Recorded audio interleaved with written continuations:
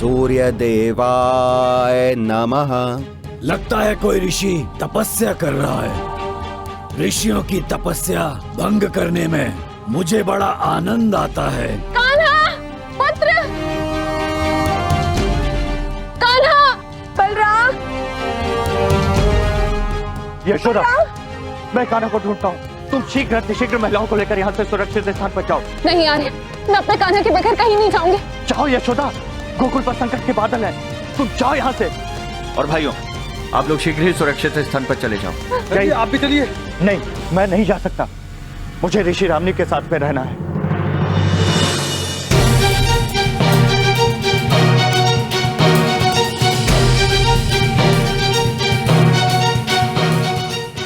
पता नहीं सुदामा ने वो शंख कहाँ रखा होगा।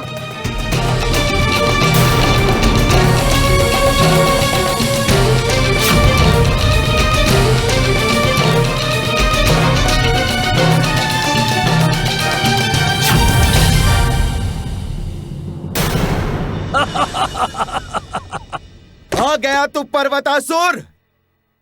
मैं तेरे लिए ही तपस्या कर रहा था। अब सुदामा का क्या होगा?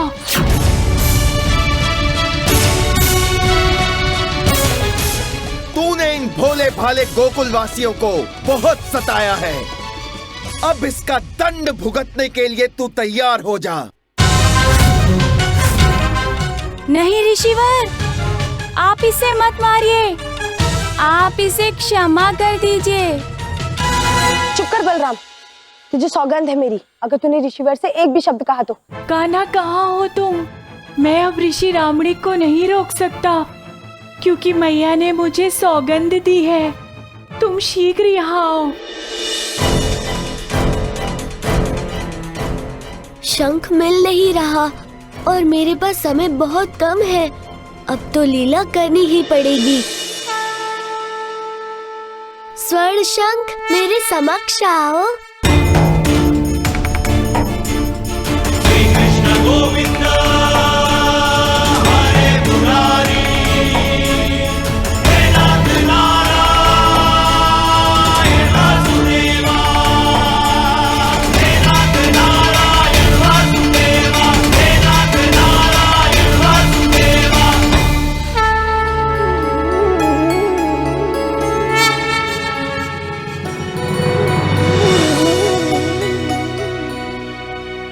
ओम सूर्य देवाय नमः।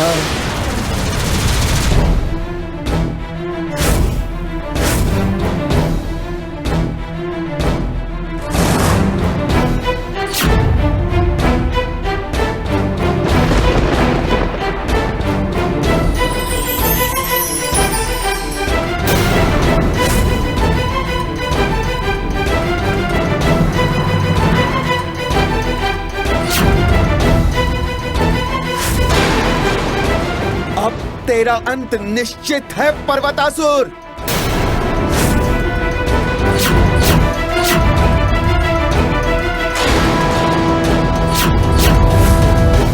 नहीं,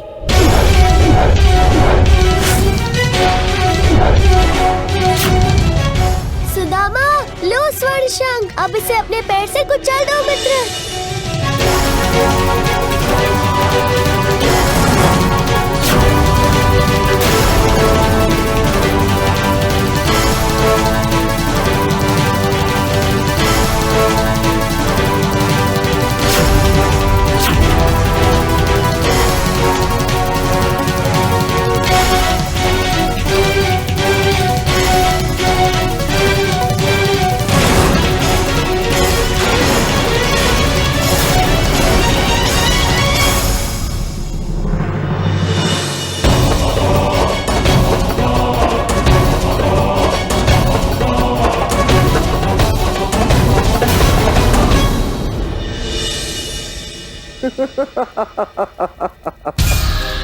पर्वतासुर को मारने के लिए कृष्णा को अपने प्रिय मित्र सुदामा को मरते हुए देखना पड़ रहा है। देख कृष्णा, कितना चतुर हूं मैंने तेरी इसी दुर्बलता का लाभ उठाया और सदैव उठाता रहूंगा जब तक स्वयं तेरी मृत्यु नहीं हो जाती, तब तक।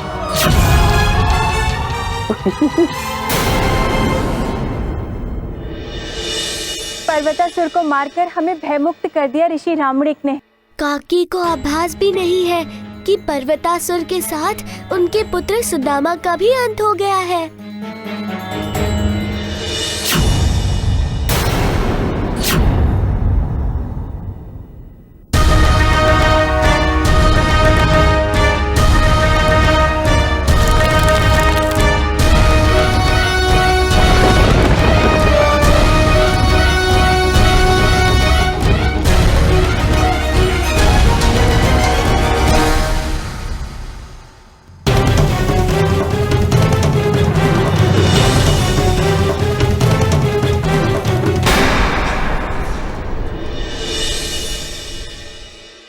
महाराज, परछाई अदृश्य हो गई।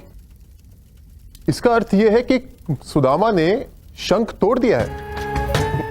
उसने अपना लोभ छोड़ दिया है महाराज। अब इसका क्या लाभ? उसके लोभ ने इसके प्राण तो हर लिए ना विकट। गया सुदामा।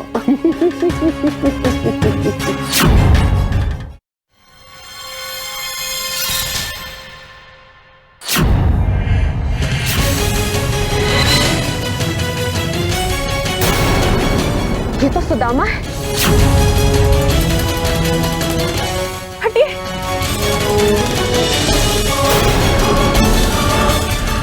सुदामा! सुदामा! सुदामा! मेरे लाल, उठो!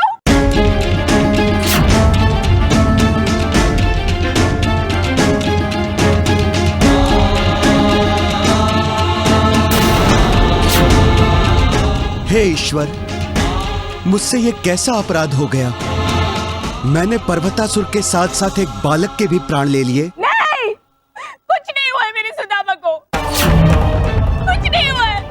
सुदामा, आंखें खोलो मेरे पुत्र। सुदामा, आंखें खोलो। चल रहे ना सुदामा, सुदामा।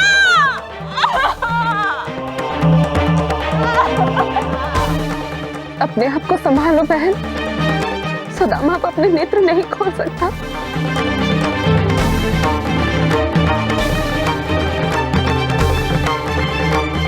कान्हा, तुमने तो मुझे आज ही वचन दिया था ना कि तुम मेरे भोले सुदामा की रक्षा करोगे। फिर क्या हुआ? अपना वचन नहीं निभाया तुमने। नहीं बहन, इसमें मेरी ही त्रुटि है। मैंने ही ऋषि रामनिक को पर्वतासुर को मारने के लिए बुलाया था। नहीं नंद, ये अपराध तो मुझसे हुआ है। इस बालक की मृत्यु मेरी त्रुटि से हुई है। मेरा ध्यान भंग होते ही मैं अपने क्रोध पर नियंत्रण नहीं कर पाया और बिना उसे चेतावनी दिए मैंने उसे मार डाला। अगर एक क्षण भी मैं उसके नेत्रों में देख लेता तो मुझे ये ज्ञात हो जाता कि असुर के रूप में ये एक बालक है। किंतु मैंने धैर्यहीन होकर पर्वतासुर पर अस्त्र का वार किया। हे ईश्वर, मैं इस घोर पाप का पश्चाताप कैसे कर पाऊंगा? मेरी सहायता कीजिए ईश्वर और इस बालक को पुनः जीवन दान दे दीजिए।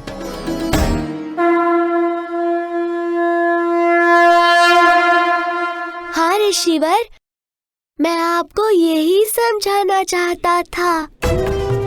आपके ज्ञान को क्रोध ने ढक रखा था। आप क्रोधित ना होते तो आज सुदामा की ये दशा नहीं होती। धनुष से निकला हुआ बाण और जीवा से निकले हुए शब्द पुनः नहीं लौट सकते। अच्छा होता कि आप शांत होकर हम सबकी परिस्थिति को समझ पाते। ऋषिवर, एक बार आप आकाश की ओर देखिए।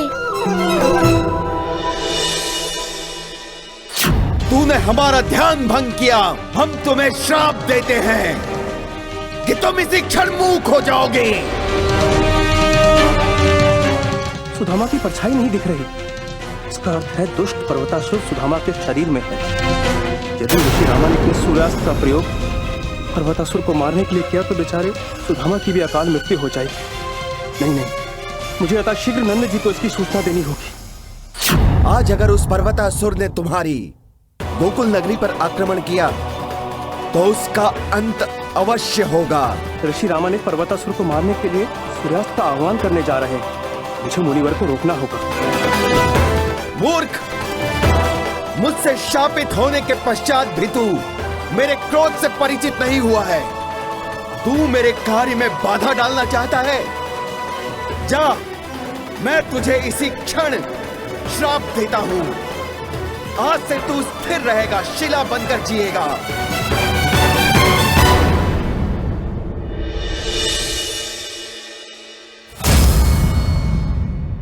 ये मैंने क्या कर दिया? एक अबोध ब्राह्मण बालक की हत्या का उत्तरदायी मैं हूं, किंतु ये सब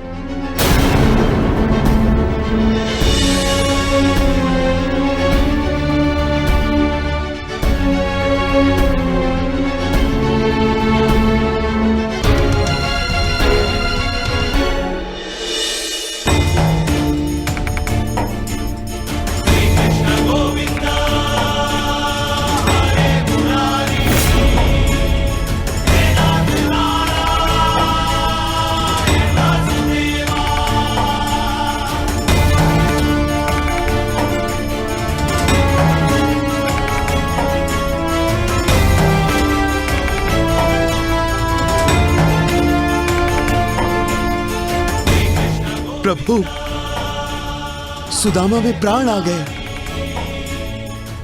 सूर्यास्त्र के दिए हुए घाव भी भर गए। सूर्यास्त्र के घाव तो सिर्फ हरि ही भर सकते हैं। आप स्वयं हरि हैं प्रभु। मैं आपको पहचान गया प्रभु। मुझे अपने विराट रूप के दर्शन कराकर धन्य कर दीजिए प्रभु।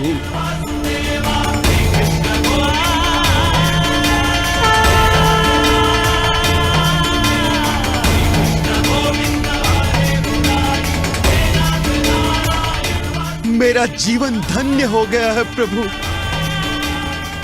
धन्य हो गया है प्रभु।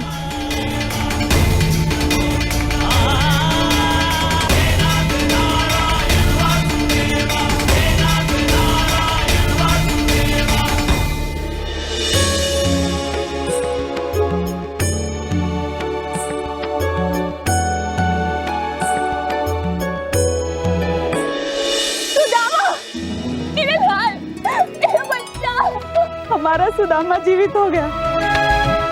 लगता है ऋषि रामनिक ने इसे पुनः जीवित कर दिया। ऋषि राम ने की, ऋषि राम ने की, ऋषि राम ने की, ऋषि राम ने की, ऋषि राम ने की, ऋषि राम ने की।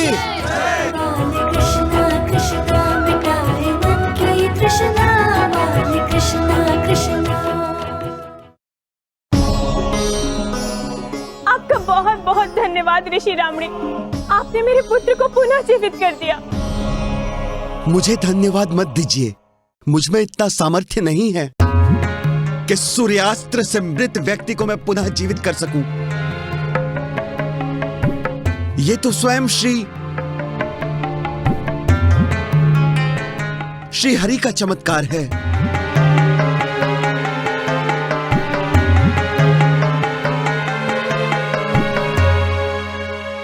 आज ईश्वर ने सुदामा के साथ साथ मुझे भी पुनः जीवन दान दिया है।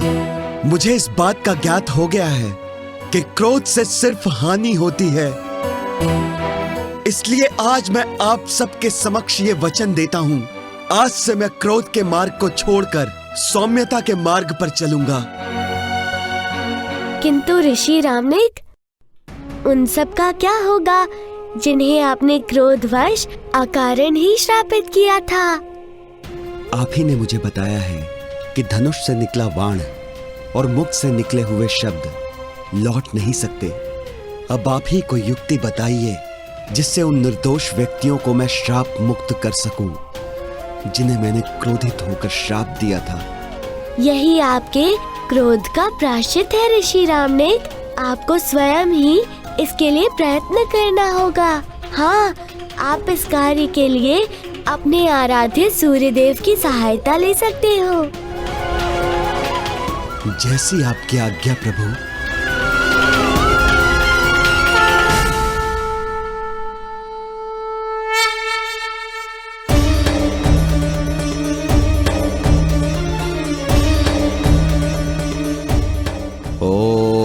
ओम सूर्यदेवाय नमः।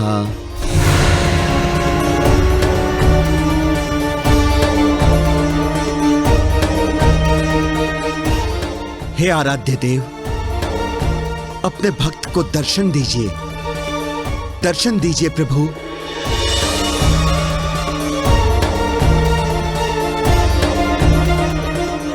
प्रणाम श्री हरि। मेरे आराध्य सूर्य देव, मेरा प्रणाम स्वीकार कीजिए।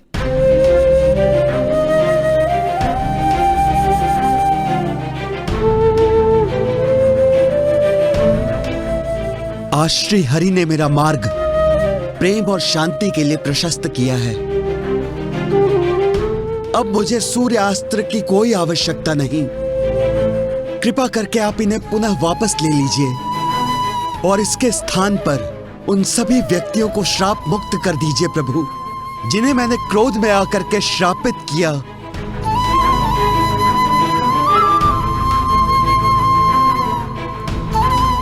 तथास्तु।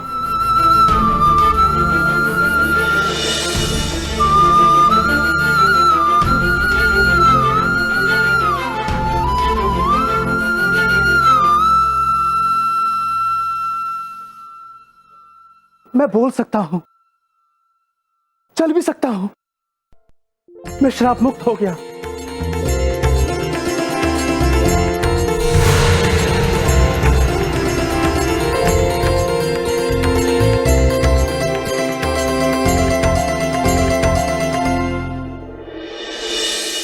ऋषि रामायण के साथ हम सबको भी ये सीख मिला है कि हमारे जीवन में प्रेम हो, क्रोध नहीं। हाँ काकी, क्रोध के साथ साथ लोभ का त्याग करना भी अवश्य है। मेरी दुर्दशा का कारण भी उस स्वर्ण शंख का लोभ ही था जो मुझे वन में मिला था। हाँ, जब मैं पर्वतासुर के नियंत्रण में था और गोकुल का विध्वंस कर रहा था, उस समय मुझे किसी की आवाज सुनाई दी। किसकी आवाज सुनी मित्र? ये तो मुझे स्मरण नहीं कि वो किसकी आवाज थी। अच्छा नंदराज, अब मुझे आज्ञा दीजिए। मुनिवर, आप हमारे गोकुल में पधारे, इसके लिए आपका कोटि कोटि धन्यवाद। ऋषिवर, आपको कोटि कोटि धन्यवाद। आपने मुझे श्राप मुक्त कर दिया। आप सब गोकुलवासी निश्चिंत रहें। गोकुल पर तो स्वयं श्री हरि का आशीर्वाद है, असीम कृपा है उनकी। बोलो श्री हरि की जय, श्री हरि की जय, श्री हरि की जय, श्री हरि की जय, श्री हरि की जय, श्री हरि की जय, श्री हरि की जय।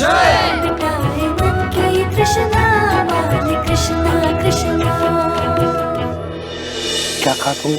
सुदामा ने अपने लोभ को जीत लिया है, ये कहा ना तुमने? अरे ये कार्य सुदामा अकेले कदापि नहीं कर सकता। इसके पीछे अवश्य वो जो कृष्णा है ना, उसकी लीला है। अरे यदि अकेला सुदामा सुरक्षित रह गया तो क्या हुआ विकट? कुछ नहीं हुआ। मैं संपूर्ण गोकुलवासियों को उस कृष्णा के विरुद्ध कर दूंगा। मैं संपूर्ण गोकुलवासियों को स्वर्ण के मोह में डाल दूंगा। अब केवल एक स्वर्ण शंख नहीं होगा, अनेकों स्वर्ण शंख होंगे। अब केवल एक ही पर्वतासुर नहीं होगा, अनेका पर्वतासुर होंगे। मैं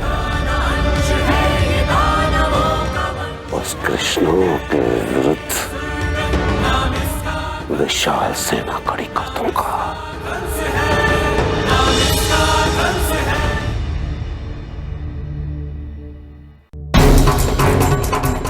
मैं इतना छोटा कैसा हो गया?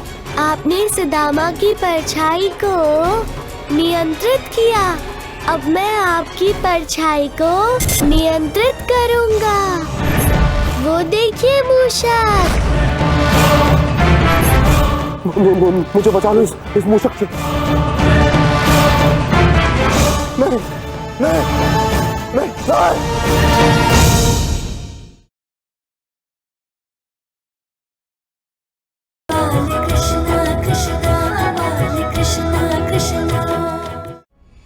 मैं संपूर्ण गोकुलवासियों को उस कृष्णा के विरुद्ध कर दूंगा। मैं संपूर्ण गोकुलवासियों को स्वर्ण के मोह में डाल दूंगा। अब केवल एक स्वर्ण शंख नहीं होगा, अनेकों स्वर्ण शंख होंगे। अब केवल एक ही पर्वतासुर नहीं होगा, अनेक पर्वतासुर होंगे। मैं उस कृष्णों के विरुद्ध विशाल सेना खड़ी कर दूंगा।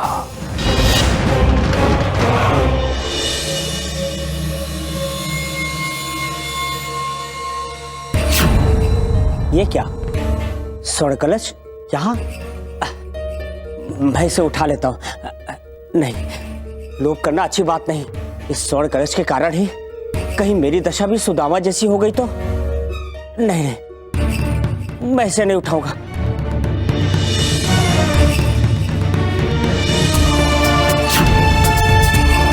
स्वर्ण मुद्रा? नहीं, नंद रानी ने हम सबको लोभ ना करने के लिए कहा था। मैं ये लोभ नहीं कर सकती।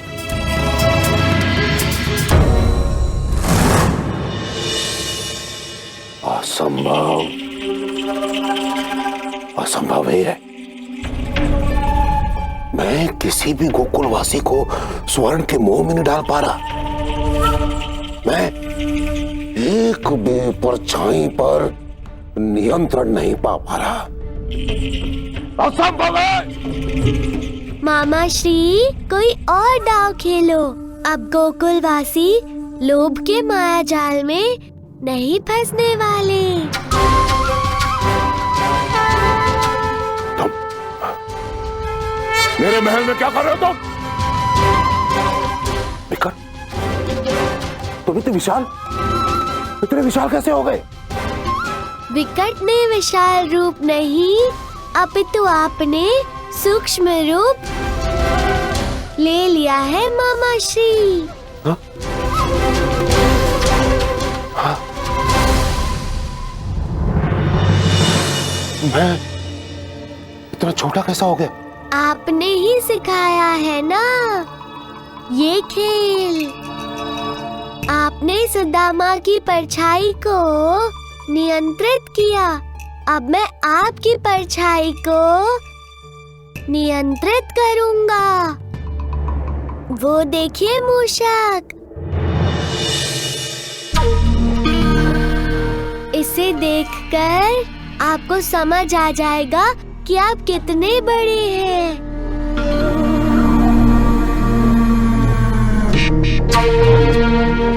और अब आप तब तक सामान्य नहीं हो पाएंगे जब तक कि आप मुझे ये वचन नहीं देते कि आगे से आप किसी की भी परछाई नियंत्रित नहीं करेंगे। वैसे मूषक आपको अपना भोजन समझकर आपकी ओर दौड़ा चला आ रहा है। मुझे बचा लो इस मूषक से। नहीं, मैं इस मूषक का भोजन नहीं बनना चाहता। मुझे बचा लो कृष्णा। बचा लो मुझे, बचा लो इस मूषक से, बचा लो मुझे। मैं आज से किसी की परछाई को नियंत्रित नहीं करूंगा।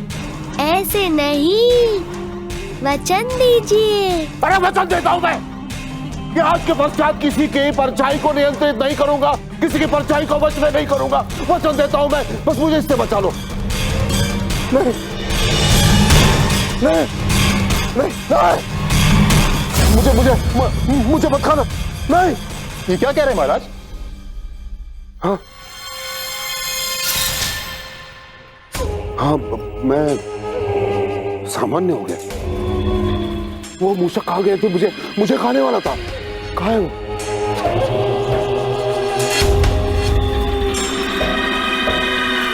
हाँ, लगता है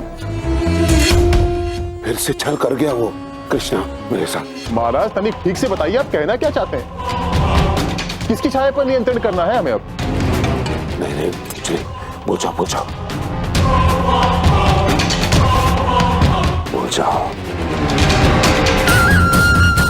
अब हमें ऐसी चौल चलनी होगी जिसका तोड़ उस कृष्णा के पास ना हो।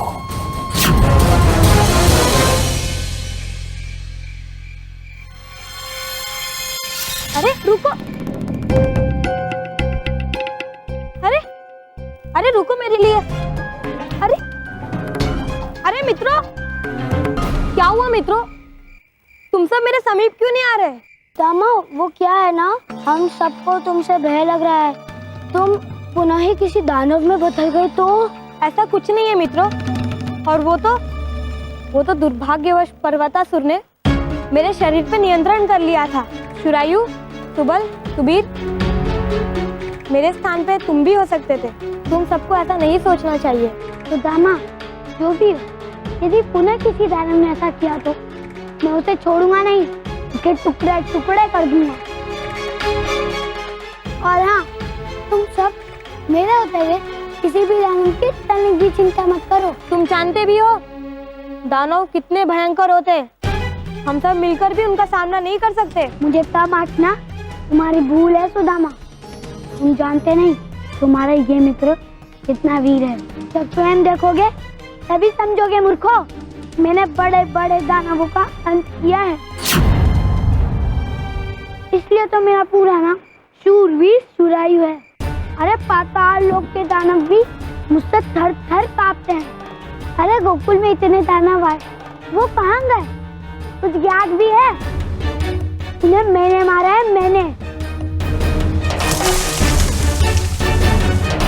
मित्रों सावधान, झाड़ियों में हलचल कैसी? मुझे भी लग रहा है कि इन झाड़ियों में अवश्य ही कोई है। मित्रों सावधान, झाड़ियों में हलचल कैसी? तुम चिंतित क्यों हो रहे हो मित्रों? हमारे साथ शुरायु जैसा शूरवीर है। वहाँ जो भी है शुरायु जाकर उसे ढेर कर लेगा, है ना शुरायु? हाँ हाँ, क्यों नहीं?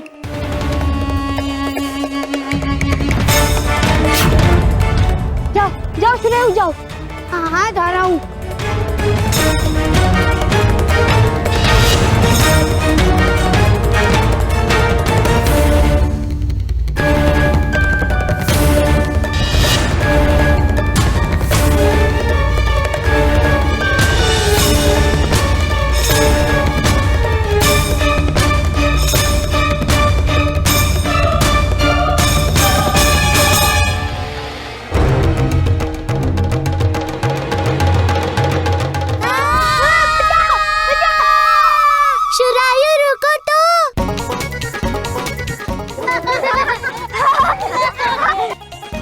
ये तो हमसे ही भयभीत हो गया। अभी तो कह रहा था कि बड़े बड़े दानवों का अंत किया है इसने। बड़ा आया शूरवीर शुरायु।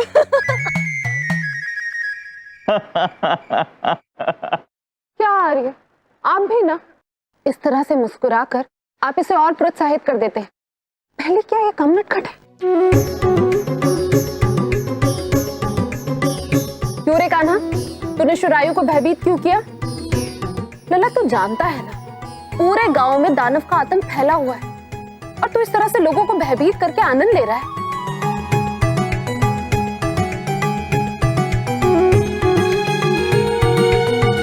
देखो कान्हा, तुम्हारी मैया बिल्कुल उचित कह रही है। दोबारा इस प्रकार की त्रुटि मत करना, ठीक है? किंतु सोचना अब यह है कि गोकुल वासियों को भयमुक्त किस प्रकार से किया जाए।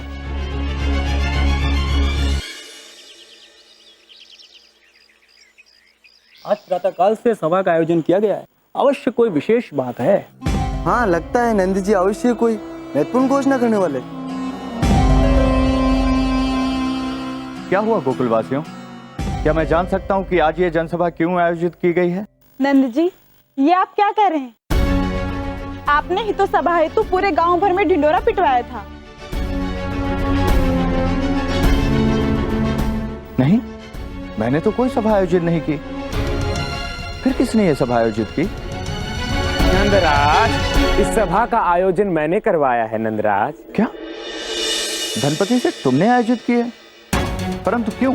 वो इसलिए नंदराज के कल रात्रि के दूसरे पहर में मुझे साक्षात श्री हरि विष्णु ने दर्शन दी।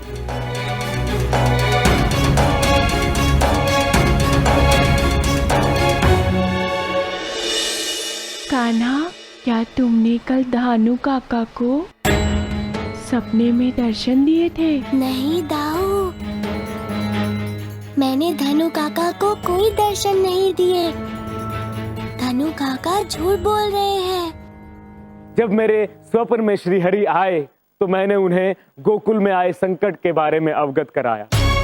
मैंने उन्हें बताया कि कैसे हमारा गोकुल दानवों से परेशान है, कितने भारी और विकट संकट हमारे गोकुल पर छाए हुए हैं। तब श्री हरि ने कहा कि धनुपति, इसीलिए तो मैंने तुम्हें दर्शन दिए हैं।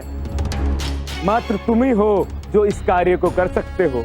उन्होंने मुझे ही चुना है बस। ये सत्य है क्या धनु काका? मुझे तो विश्वास ही नहीं हो रहा। कृष्णा, मुझे मेरी बात पूरी तो करने दो।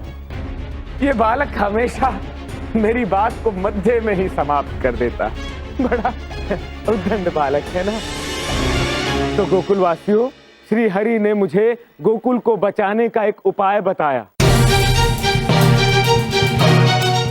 उन्होंने कहा कि गोकुल के प्रत्येक घर से एक मटकी माखन लेकर यदि मैं यमुना नदी के जल में प्रवाहित कर दूं तो भविष्य में गोकुल सुरक्षित रहेगा।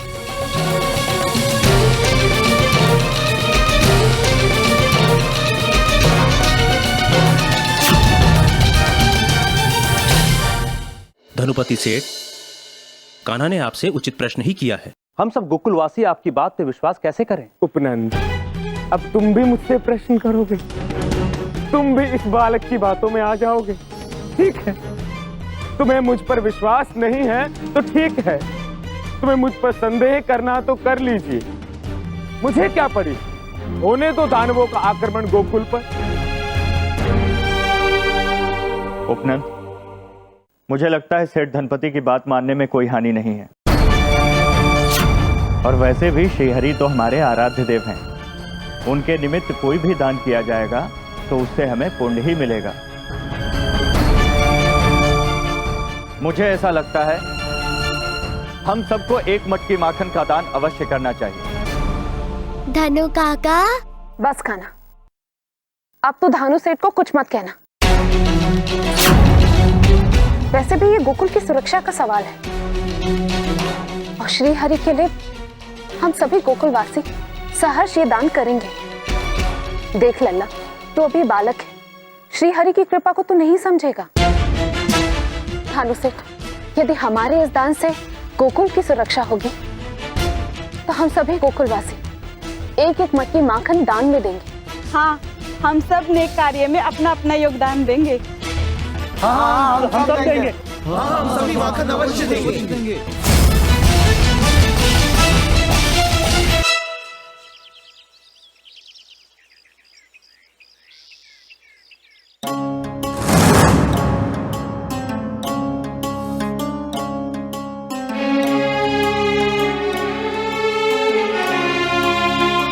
देख लल्ला, आज से रोज एक मटकी माखन श्री हरि के लिए मैं निकालूंगी, उसे हाथ मत लगाना। मैया, मैं कुछ कहूँ? मुझे कुछ नहीं सुनना है, जो मैं कह रही हूँ चुपचाप से मान ले, समझा?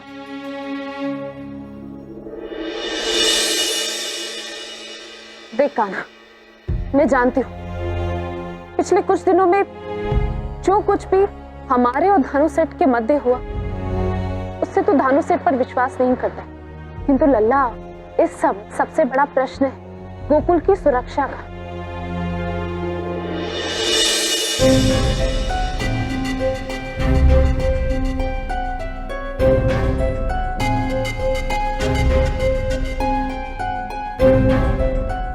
एक गाय के दूध से तो मैं आधा मटकी माखन ही जुटा पाई, अब आधा मटकी माखन की व्यवस्था कहाँ से करूं? मैया, आज आप किसी से माखन ले लो, कुछ दिनों में लौटा देना। नहीं नहीं सुदामा, जब कोई वस्तु दान में दी जाती है तो उसे किसी अन्य से नहीं ले सकते, उसकी व्यवस्था स्वयं ही करनी होती है पुत्र, यही दान का धर्म है।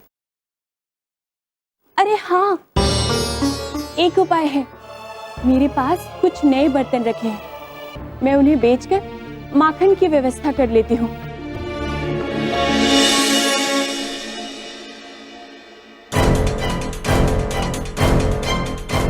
भोले भाले गोकुलवासी इस पाखंडी की बातों में आ गए हैं कान्हा। हाँ, किंतु गांव वाले कहाँ समझने को तैयार है दाऊ। हाँ, और कोई मटकी तो नहीं बची है भाइयों?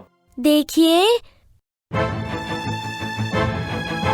आप सब अपने श्रम से निकाला हुआ माखन धनु काका को मत दीजिए, इससे गोकुल का कुछ भी भला नहीं होगा। ईश्वर के निमित्त दान देना अच्छा है, किंतु ऐसे ही किसी की भी बातों पर विश्वास करके दान देना गलत है। देखो भाइयों, कौन बोला? माखन चोर बोला। बालक, तुम तो स्वयं ही पूरे गोकुल से माखन चुरा चुरा के खाते हो, क्या तुमको माखन की इतनी चिंता हो गई है? तो भाइयों, आप इस उद्दंड बालक की बातों में मत आना, हैं? प्रभु अवश्य ही आप सबसे प्रसन्न होंगे और अवश्य ही हमारे गोकुल को अभय प्रदान करेंगे। जय श्री हरि, जय श्री हरि। अच्छा, धनु काका की बात पर आप सबको इतना ही विश्वास है तो आप सब स्वयं ही अपनी अपनी मटकियां यमुना नदी में स्वयं ही क्यों प्रवाहित नहीं कर देते?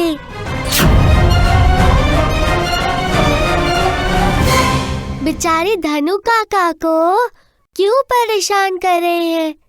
कान्हा, तुम बिल्कुल उचित कह रहे हो। गोकुलवासियों, ये कार्य तो हम लोग स्वयं भी कर सकते हैं। चलिए, हम लोग एक एक मटकी माखन लेते हैं और यमुना नदी में स्वयं ही प्रवाहित करके आते हैं। हाँ हाँ नंदराज, जैसा आप उचित समझे। धानु काका तो ये बात सहर्ष मान गए। धानु काका यदि गोकुल वासियों को मूर्ख बना रहे हैं तो वो हमारी ये बात कैसे स्वीकार कर सकते हैं? धनु काका कभी नहीं सुधर सकते। उन्होंने ये बात तो सबका विश्वास जीतने के लिए कही है दाऊ। अब आगे आगे देखो कैसे अपनी बात से पलटते हैं। अरे भाइयों, रुको रुको रुको, एक अति आवश्यक बात मैं आप सबको बताना भूल ही गया था। जब श्री हरि मेरे स्वप्न में आए थे तो उन्होंने मुझे एक गुप्त मंत्र दिया था और कहा था कि जैसे ही यमुना में माखन की मटकियां प्रवाहित करोगे तो ये गुप्त मंत्र तुम वहां पढ़ना। तो भाइयों, जब स्वयं श्री हरि ने मुझे ये उत्तरदायित्व सौंपा है तो आप सब लोग वहां चलकर क्या करेंगे? ठीक है धनपति सेठ, मात्र तुम ही जाकर इस कार्य को निर्विघ्न रूप से करके आओ।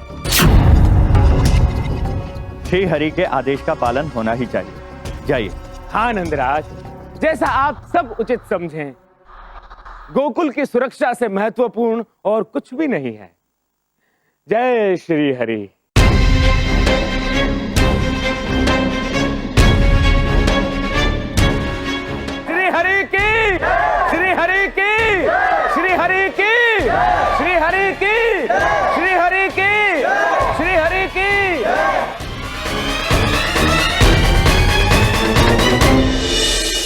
श्री हरि, संपूर्ण गोकुल की तरफ से ये सारा माखन स्वीकार कीजिए और गोकुल की भूमि को पुनः दानव रहित कीजिए। धनु काका, मैं आपको गोकुल वासियों की आस्था को ठेस नहीं पहुंचाने दूंगा। कल मुझे भगवान विष्णु ने स्वप्न में दर्शन दिए थे। उन्होंने कहा कि वो हम सब गोकुल वासियों के त्याग से बहुत प्रसन्न हैं। अब तुम्हारी तपस्या पूर्ण हुई। आज से तुम्हें और पूरे गोकुल वासियों को धनु सेठ से 5 स्वर्ण मुद्राएं प्रतिदिन लेनी है। इसीलिए तुम मुझे और सब गोकुल वासियों को 5-5 स्वर्ण मुद्राएं उपहार में दोगे।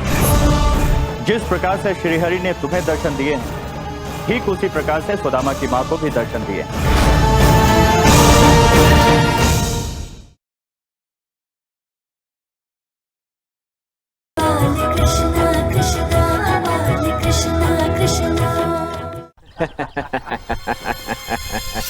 आओ सेठ जी आओ, अब ये सारा माखन तुम्हारा।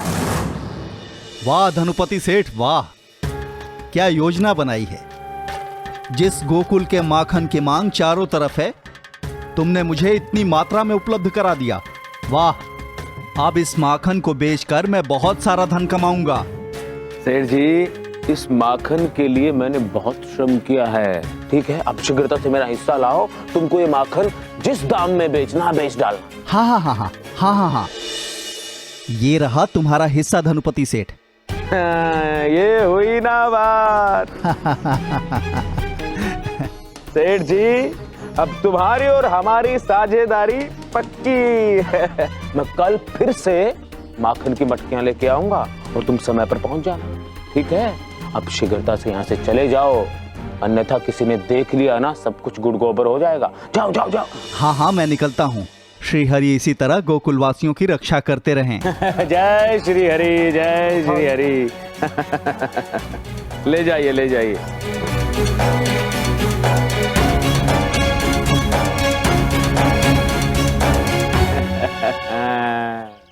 जादूगर, आज तो गोकुल वासियों ने बैठे बिठाए इतनी मोटी कमाई करवा दी है। अब देखते जाओ, मैं इन गोकुल की माखन की मटकियों से अपने खजाने में कैसे स्वर्ण मुद्राओं की मटकियां भरता हूँ।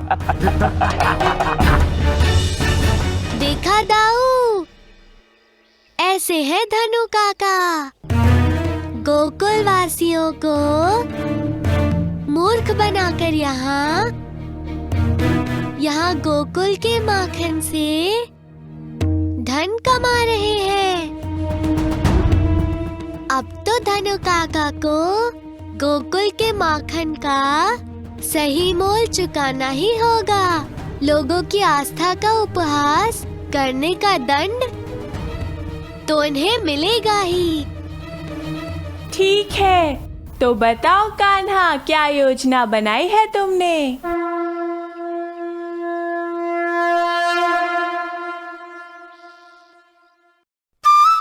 आ जाओ, मेरे पीछे आओ। खाना, तुम हमें यहाँ क्यों लाए? धनु काका ने गोकुल का सारा माखन यहीं पर छुपा कर रखा है। पर कान्हा, हम अंदर जाएंगे कैसे? दाऊ,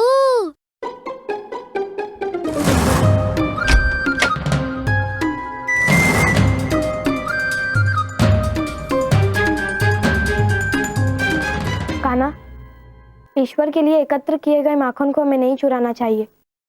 ईश्वर हमसे कुपित हो गए तो? नहीं नहीं सुदामा, ऐसा कुछ नहीं होगा। ईश्वर बालकों से कभी कुपित नहीं होते। तुम तो ऐसे कह रहे हो कि तुम ही ईश्वर हो। ठीक है, तो तुम ऐसा ही समझ लो। मैं माखन लेने भीतर जा रहा हूँ। तुम सब मेरी यही प्रतीक्षा करो। जाओ कान्हा।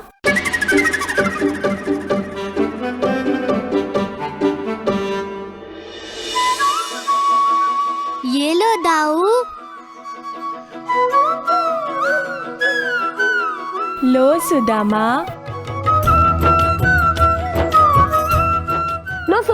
तुम भी खाओ माखन और सुबल को भी दो।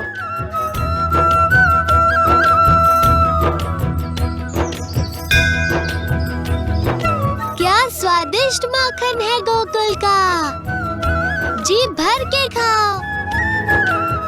खाओ मित्रों, खूब खाओ और श्री हरि के गुण गाओ।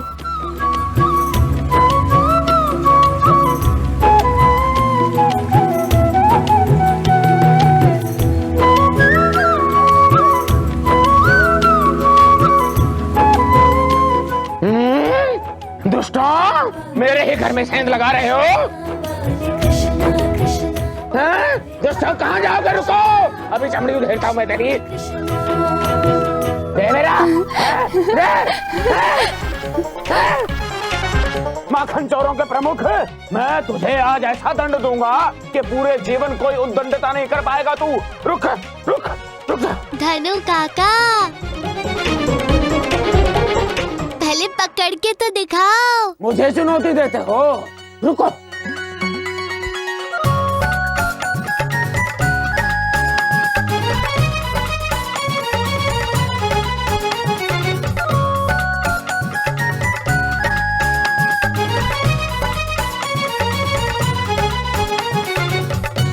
आज मैं तुझे पूरे गोकुल वासियों के समक्ष दंड दूंगा। नंदराज, नंदराज, बाहर आओ नंदराज। क्या हुआ धनपति सेठ, तुम इतने क्रोधित क्यों हो? नंदराज, बात ही कुछ ऐसी है और यदि आपने मुझे न्याय नहीं दिया तो मेरा क्रोध और बढ़ जाएगा। नंदराज, गोकुल को दानवों से बचाने की बात करते हो, हैं? श्री हरि के लिए एकत्रित किए गए माखन को नहीं बचा पा रहे हो। कैसे ग्राम प्रमुख हो आप? हैं? कहो, कहो कि जिसने भी श्री हरि के लिए एकत्रित किए हुए माखन को चुराया है उसे दंड दोगे? जो भी मनुष्य ऐसा कर रहा होगा मैं उसे कठोर से कठोर दंड दूंगा। तो दीजिए दंड इसे। यही है वो दानव जिसने माखन चुराया है। अरे अरे अरे अरे, क्या सोच रहे हो? हैं? अरे दंड दीजिए इसे, दंड। धनपति, एक बार सोच लो, हो सकता है तुम्हें भ्रम हो गया हो। ये चोर कैसे हो सकता है? ये तो तुम्हारा। नंदराज, ये मेरा सबसे बड़ा शत्रु है। मैंने स्वयं अपनी आंखों से इसे माखन चुराते हुए देखा है और ये तो गोकुल के सारे घरों से माखन चुरा चुरा के खाता है। अब आप इसे कठोर से कठोर दंड दीजिए। ठीक है, मैं तुम्हें कान पकड़कर 50 उठक बैठक लगाने का दंड देता हूं।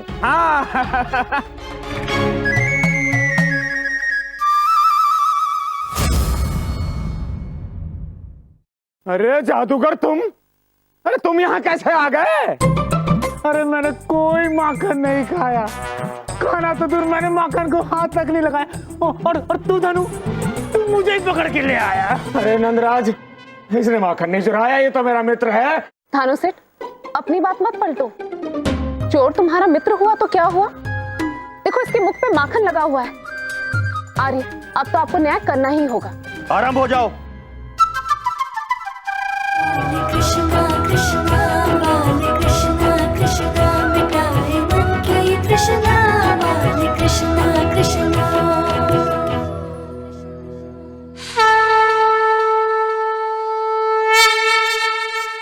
हमेशा गलत स्थान पे पहुंच जाते हो, हैं? फिक्र करो, हो गया, बैठो। खुद ही तो पकड़ के लेके गए। के बाद आए रे मेरी कमर, मेरे हाथ पांव पीड़ा से टूटे जा रहे हैं। अरे चोरी तो तूने की थी पर दंड मुझे मिला। अच्छी मित्रता निभाई तूने, मुझे ही फंसा दिया। अरे जादूगर, तू समझता क्यों नहीं है? तू मेरा परम मित्र है, भला मैं तुझे दंड क्यों दिलवाऊंगा? धनु काका,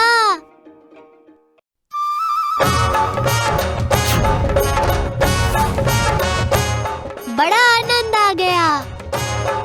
मैंने जी भर के माखन भी खाया। चोरी तो आपने की थी, तो आपको फल भी मिलना निश्चित था ना। देखो दुष्ट तो यहाँ पर बड़े आनंद से माखन खा रहा है। तो रुक दुष्ट वहीं, इसी क्षण तुझे दंड देता हूँ मैं। रुक तू, रुक। पकड़ो पकड़ो, आए आए। चल मेरे साथ। नंदराज दंड दीजिए इसे। हे राम, तुमने फिर से माखन चुराया? तुम्हें तनी भी लज्जा नहीं आती? इस बार तुम्हें कान पकड़कर 100 उठक बैठक लगानी पड़ेगी। हाँ ये जादूगर तुम फिर से आ गए? हाँ? अरे धनु मैं नहीं आया, तू मुझे पुनः पकड़ कर ले आया। मैं नहीं लाया, तू आया। आरंभ करो।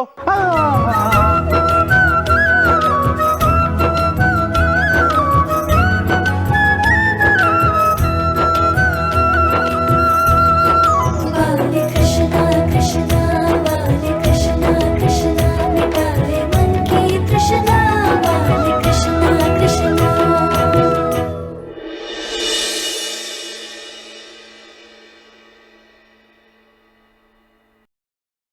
मैया, आप कब तक ऐसे बर्तन बेच बेच कर माखन देती रहेंगी? क्या हमारा माखन देना इतना आवश्यक है? क्या प्रभु हमारी स्थिति नहीं समझते? ऐसा नहीं कहते पुत्र, ये कार्य तो हम गोकुल की सुरक्षा के निमित्त ही कर रहे हैं।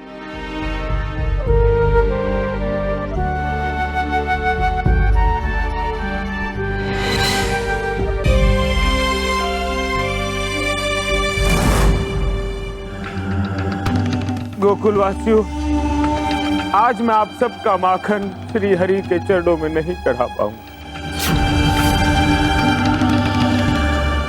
बहुत बड़ी त्रुटि हो गई है हमसे, बहुत बड़ी।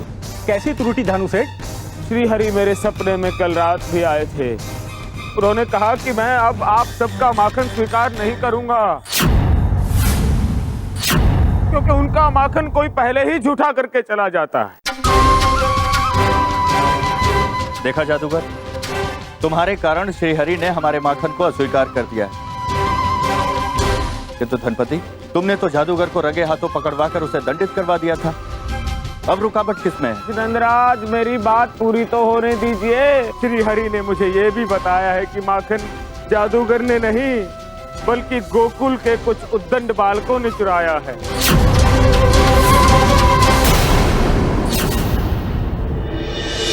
बहुत रुष्ट थे श्री हरि हमसे, बहुत।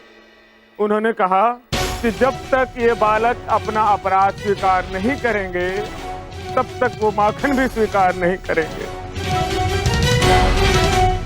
धानु काका ने आज पुनः नई चाल चली है। हमें धानु काका का सत्य गोकुल वासियों को बता देना चाहिए। नहीं दाऊ, अभी नहीं। सत्य सबके समक्ष आएगा, किंतु उचित समय पर। और हमें अब कुछ नहीं करना होगा।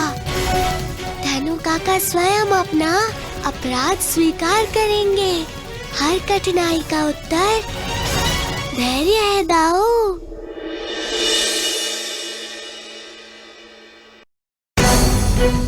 मैं अपना अपराध स्वीकार करता हूँ। श्री हरि को अर्पण होने वाला माखन मैंने चुराया था।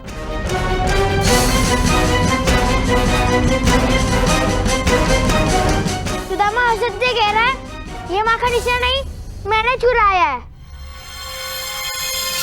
माखन इन दोनों ने नहीं, मैंने चुराया है। ये सब असत्य कह रहे हैं। मटकियों का माखन मैंने खाया है। आप मुझे दंडित कीजिए। हाँ, माखन तो मेरे इन सब मित्रों ने खाया है, किंतु माखन चुराने का अपराध मैंने किया है बाबा। यदि आपको दंडित करना है तो मुझे दंडित कीजिए। तुम्हें इस बात के लिए दंड अवश्य मिलेगा। ना ना नंदराज, ना, तुम्हें कुछ करने की आवश्यकता नहीं है। श्री हरि सब जानते हैं। वो तो ये भी जानते हैं कि तुम अपने पुत्र के प्रति कितने पक्षपाती हो। श्री हरि ने कान्हा का दंड निर्धारित कर दिया है, और उन्होंने ये भी कहा यदि इस कृष्णा को दंड नहीं मिला तो वो हमेशा के लिए गोकुलवासियों से रुष्ट हो जाएंगे। हमें कान्हा को दंडित करना ही होगा। तो भाइयों, क्या मैं आपके समक्ष ये बता दूं कि श्री हरि ने इस उद्दंड बालक को क्या दंड दिया है? तुम असत्य कह रहे हो धनुपति। श्री हरि एक छोटे से बालक को दंड दे ही नहीं सकते। मैं तुम्हारी बात नहीं मान सकती। मैं असत्य बोल रहा हूँ। भला इसमें मेरा क्या लाभ? नन्हे से बालक को कष्ट देकर मुझे क्या मिलेगा? भानुपति सेठ, मैं यशोदा बहन की बात से सहमत हूँ। चाहे जो भी हो, श्री हरि हमारे कान्हा को दंड दे ही नहीं सकते। हाँ, हम और मुसीबत सह सकते हैं, किंतु कान्हा को दंड देते हुए नहीं देख सकते। हाँ, हम कृष्ण को दंडित होते हुए नहीं देख सकते। मैं अपने पुत्र के लिए आप सबके स्नेह का आदर करता हूं, किंतु यहाँ पर बात गोकुल की है, इसलिए कान्हा को दंड अवश्य मिलेगा। धनपति, कहिए, श्री हरि ने कान्हा को क्या दंड देने के लिए आदेश दिया है?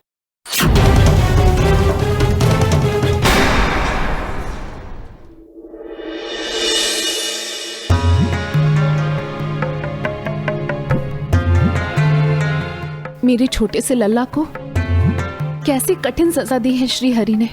एक माँ तक वो दूध दही माखन कुछ भी नहीं खा सकता। केवल शाक और फल पर कैसे रहेगा मेरा लल्ला? मैया, तुम चिंता क्यों करती हो? तुमने मुझे इतने वर्षों तक ढेर सारा माखन खिलाया है ना। ये तो मात्र 1 माह की बात है और हमें श्री हरि के आदेश का पालन भी तो करना है।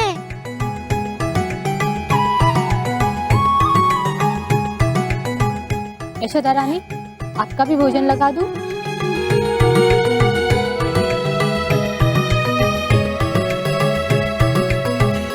जब तक मेरा लल्ला माखन ग्रहण नहीं कर सकता, तब तक मैं भी केवल फल और शाक ही ग्रहण करूंगी। आज से मैं भी दूध और दूध से बने प्रत्येक वस्तु का त्याग करती हूँ।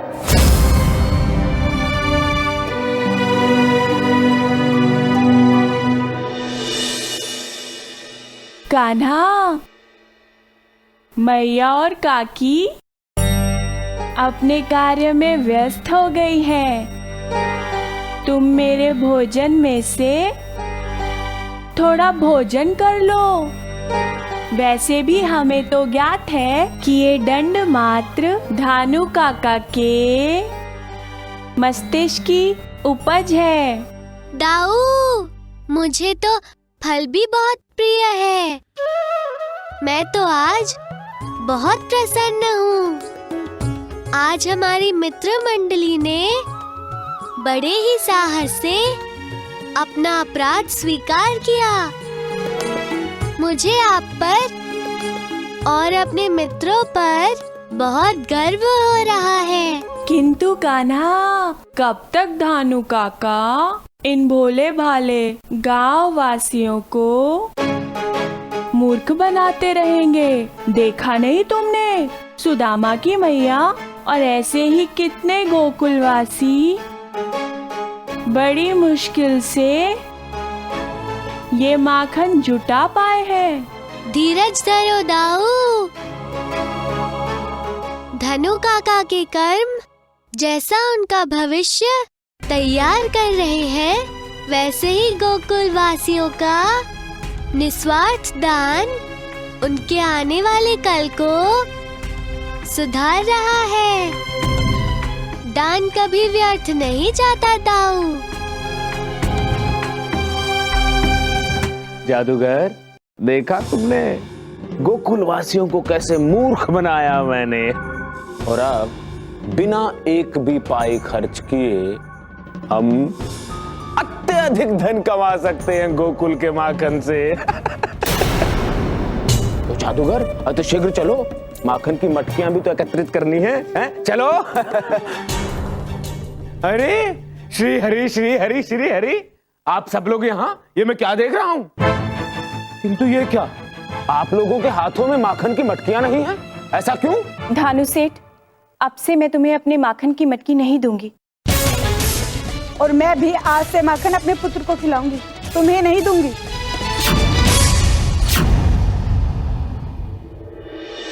धनपति, कहीं हमारी पोल तो नहीं खुल गई? अरे नहीं, अरे आप ऐसा कैसे कर सकते हो? क्या तुम लोग को तनिक भी श्री हरि का भय नहीं रहा है? नहीं नहीं धानु सेठ, किसी अपने से डर कैसा, ईश्वर तो अपने हैं।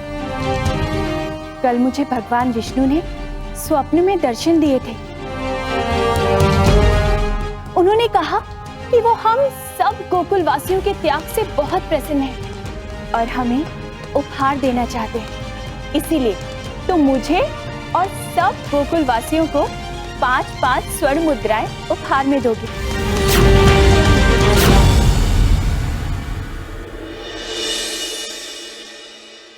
ओम नमः शिवाय। पृथ्वी लोक से कैसा शोर सुनाई दे रहा है देवर्षि? गोकुलवासी वर्षा के लिए प्रार्थना कर रहे हैं। क्या वो ये नहीं जानते कि मैं ब्रह्मदेव इस सृष्टि का निर्माता हूँ? सर्वप्रथम उन्हें मेरा आवाहन करना चाहिए। पिताश्री, वे तो केवल विष्णुदेव और महादेव उन्हीं का स्मरण करते हैं। मेरे शांत स्वभाव का लाभ उठाया जा रहा है, किंतु नारद, अब तुम देखना कि मैं क्या करता हूँ।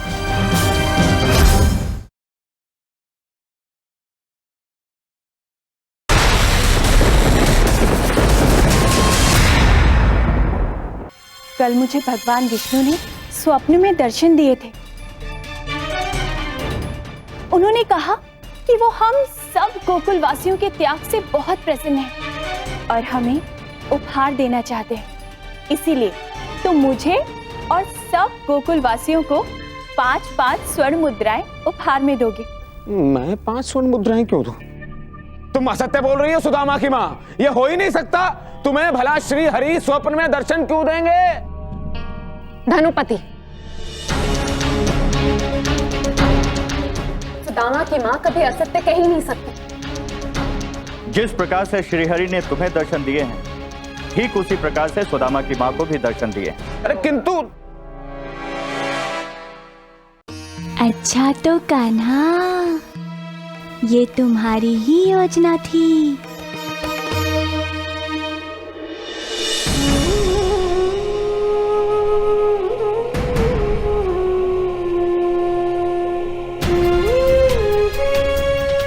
मैं तुम्हारे त्याग से प्रसन्न हुआ। तुमने इतनी कठिनाइयों के बाद भी बड़े त्याग से मुझे माखन चढ़ाया है। अब तुम्हारी तपस्या पूर्ण हुई।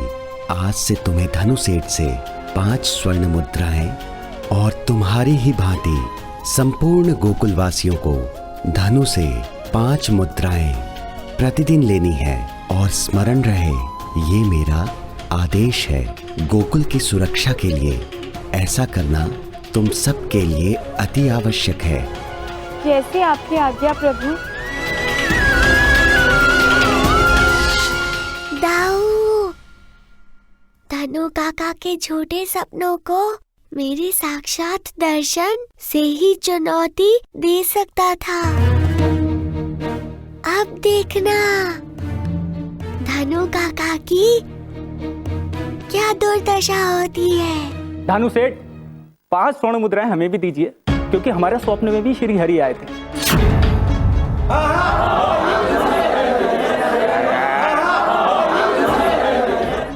मैं किसी को स्वर्ण मुद्रा नहीं दूंगा। मैं इतना मूर्ख नहीं हूँ। ना ना, बिल्कुल नहीं। धनु काका,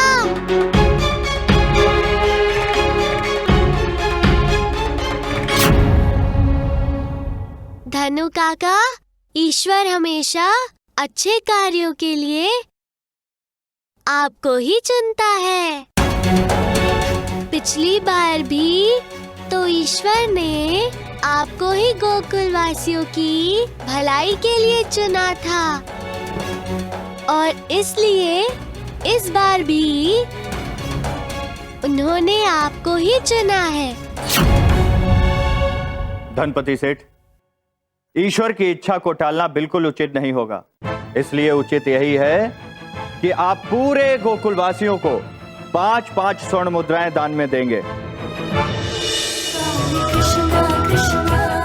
बोलो श्री हरि की जय, बोलो श्री हरि की जय, बोलो श्री हरि की जय, बोलो श्री हरि की जय।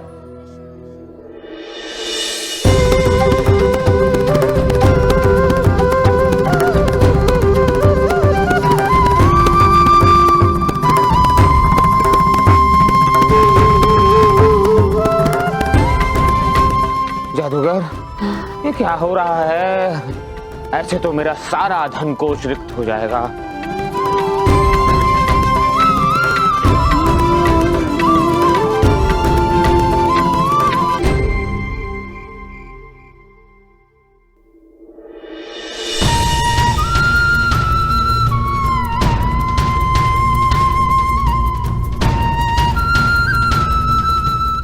कल तुम्हें और अन्य गोकुलवासियों को 5 स्वर्ण मुद्राओं के साथ धनुपति से अनाज भी लेना होगा।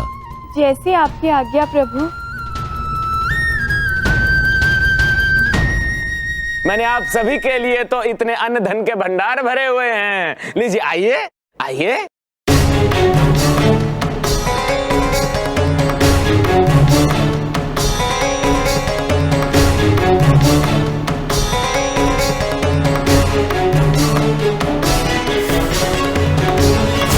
और कोई है?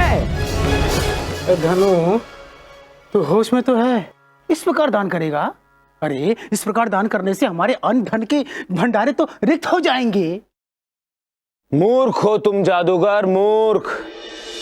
मेरे सारे अन्न धन का हिसाब चुकता करना पड़ेगा इन गोकुलवासियों को। हाँ? वो कैसे? कल ही देखना, इन गोकुलवासियों से मैं सारे स्वर्णाभूषण ले लूंगा। जय श्री हरि। भाइयों, आज फिर से श्री हरि ने मुझे मेरे स्वप्न में दर्शन दिए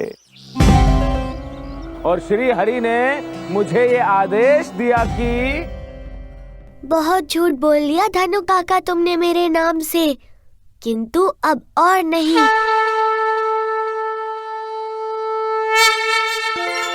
मैं आप सभी लोगों को एक एक स्वर्ण आभूषण दूं।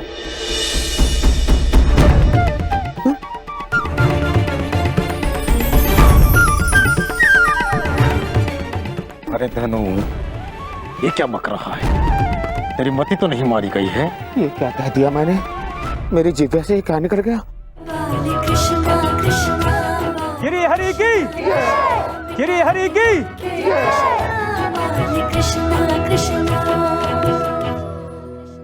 सर्वनाश हो गया, मेरा सब कुछ चला गया, मेरे अन्न धन के भंडार रिक्त हो गए। जादूगर, पता है जादूगर, मैंने जितना माखन से धन एकत्रित किया है उससे कहीं अधिक धन मेरा चला गया है, पता है? अब ये सब कुछ रोकना होगा जादूगर, कुछ भी करके रोकना होगा। तनिक इधर आओ, देखो क्या है, पता नहीं इस बार क्या हो गया मेरे को। मेरे मुख से कुछ भी निकल जाता है, इसलिए तू ही बोलना, और जो बोलना है मैं तुम्हें बताता हूँ।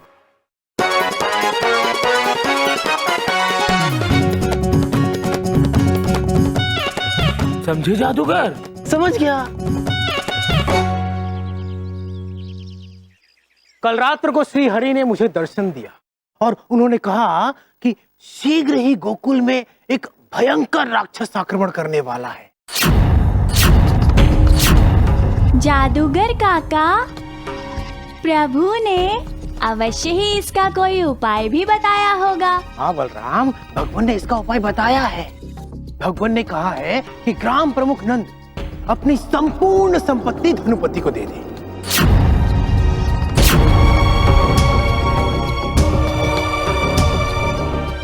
और हिमालय चले जाएं, हिमालय जाकर गोकुल वासियों के लिए तपस्या करें।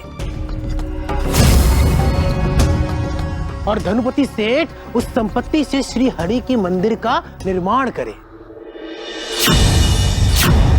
मैं अपने गोकुल के लिए सब कुछ न्यौछावर करने के लिए तैयार हूँ।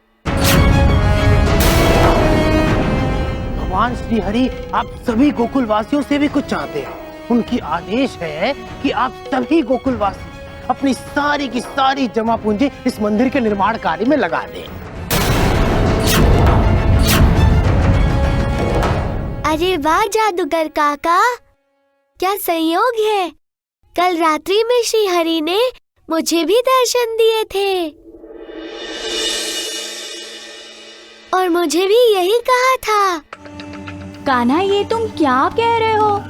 हाँ दाऊ, मैं सत्य कह रहा हूँ। किंतु जादूगर काका, आपको श्री हरि का स्वप्न आधा ही स्मरण है। मुझे तो श्री हरि ने ये भी कहा था कि जब बाबा धनु काका को संपत्ति दे, उससे पूर्व गोकुल वासियों को धनु काका के सारे पाप धोने होंगे। जब धनु काका के पाप धुल जाएंगे, तभी मंदिर का निर्माण संभव है। किंतु कान्हा, धानुपति के पाप कैसे धुलेंगे? श्री हरि ने एक सरल सा उपाय बताया है काका के पाप धोने का। हमें धनु काका को एक शिला से बांधकर यमुना नदी में बहाना होगा। जब धनु काका के पाप धुल जाएंगे तो धनु काका स्वयं बाहर आ जाएंगे। अरे दोस्त, ये क्या कर रहे हो? मरवाओगे क्या मुझे? धनपति सेठ, ये हरि की इच्छा है, इसे टालना उचित नहीं होगा। नहीं नहीं नहीं नहीं नहीं नहीं, ऐसा नहीं हो सकता। गांव वालों, पकड़ लो धानु सेठ को। अरे अरे अरे, ये क्या कर रहे हो? अरे क्या कर रहे हो? छोड़ो मुझे, छोड़ो मुझे, अरे छोड़ो, और मुझे नदी में मत डुबाओ, मैं मर जाऊंगा वहाँ। अरे नंदराज, नंदराज, मुझे क्षमा कर दो, मैंने असत्य कहा था। मेरे सपने में कोई ईश्वर नहीं आए।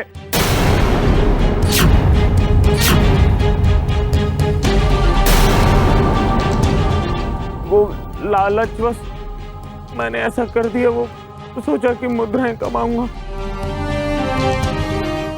हे ईश्वर, तूने एक बार फिर से अपनी माया दिखा दी। हमें इस धानुपति के कपट से एक बार फिर से बचा लिया। तेरा लाख लाख धन्यवाद ईश्वर, तेरा लाख लाख धन्यवाद। गिरी हरि की, गिरी हरि की।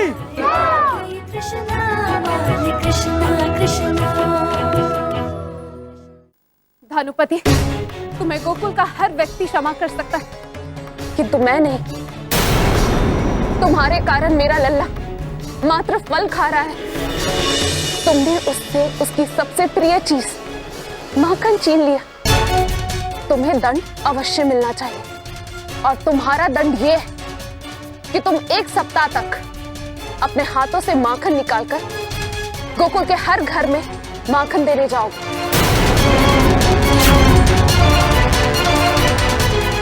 एक मटकी माखन स्वयं अपने हाथों से।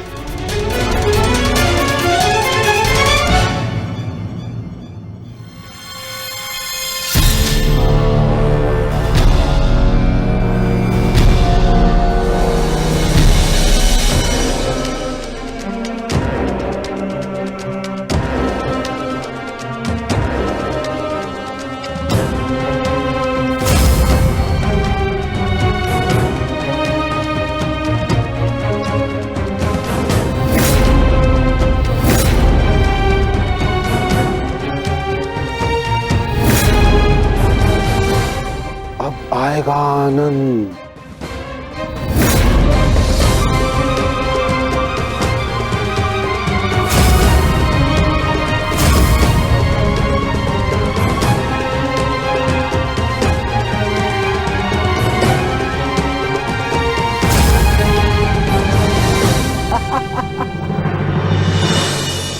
आनंद, घोर आनंद, घन घोर आनंद आ गया।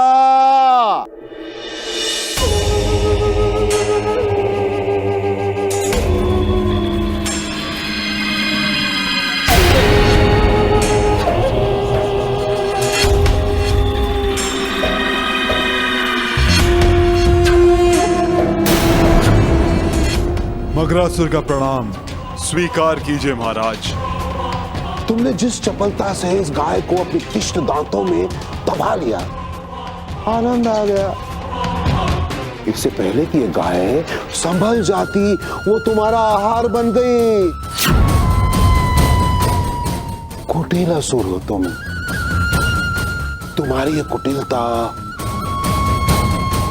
बहुत पसंद आई कंस को। अब केवल तुम हो जो गोकुल में जाकर मेरे काल को समाप्त कर सकता है। शीघ्र जाओ और मेरे काल को समाप्त कर दो। महाराज, आपके मुख से अपने प्रशंसा के शब्द सुनकर मैं धन्य हो गया, किंतु इस समय जलाशय में जल स्तर बहुत कम हो चुका है। जैसे ही वहां वर्षा प्रारंभ होगी, मैं अवश्य गोकुल जाकर आपका कार्य संपन्न कर दूंगा।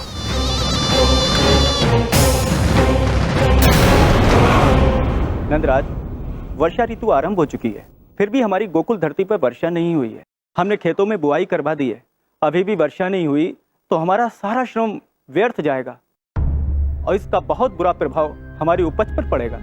और गोकुल के जलाशयों में भी जल का स्तर बहुत कम होता जा रहा है, जिससे गांव में पीने के जल की भी बहुत कमी हो गई।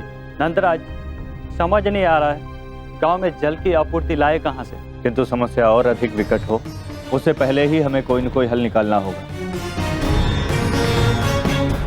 पंडित जी, ज्योतिष गणना करके बताइए क्या हल हो सकता है। जी नंदराज।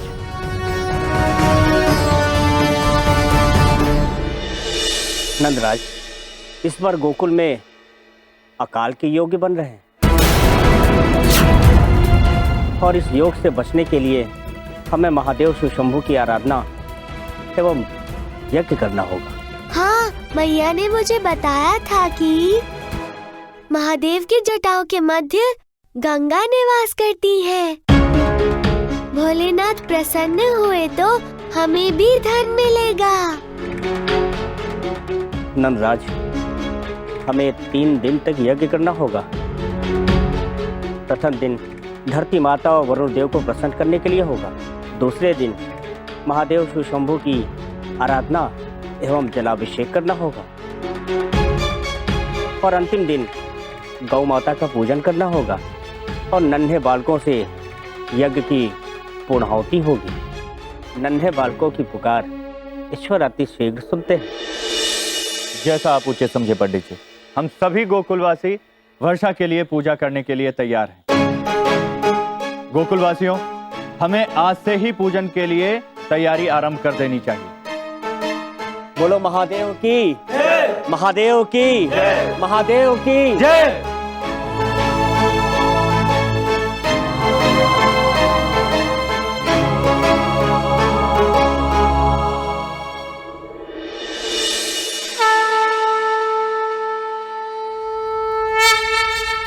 ओम नमः शिवाय। ओम नमः शिवाय। ओम नमः शिवाय। ओम नमः शिवाय। ओम नमः शिवाय। ओम नमः शिवाय। ओम नमः शिवाय। ओम नमः शिवाय।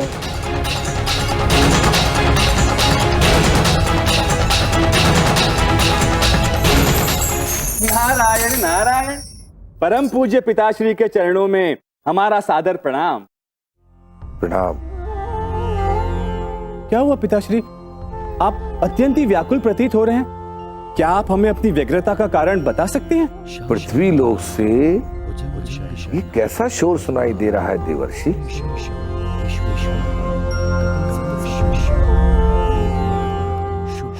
नारायण नारायण।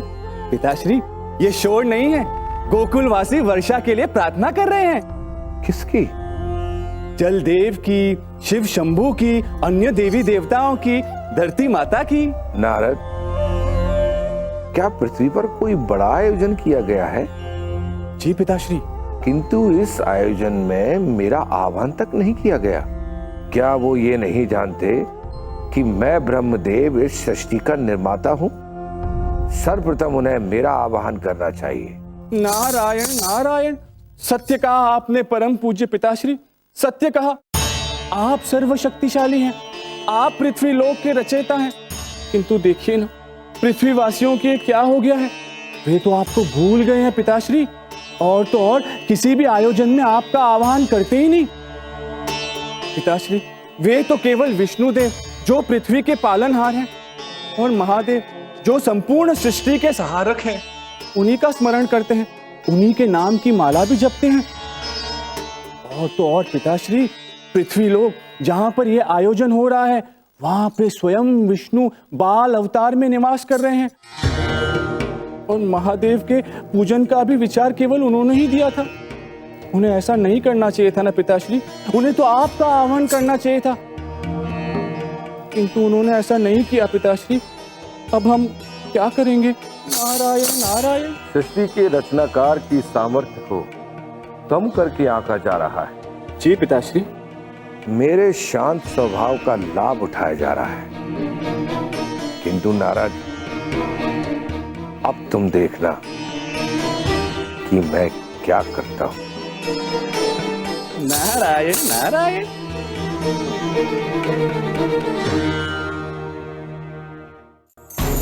नारायण नारायण। परमपिता आज्ञा दे, आपने किस हेतु मेरा स्मरण किया है? पृथ्वी के गोकुल गांव में इस वेग से चलिए कि जल से भरे हुए मेघ वहां से पुनः लौट जाएं। गोकुल गांव में वर्षा नहीं होनी चाहिए। आपकी इच्छा की पूर्ति होगी।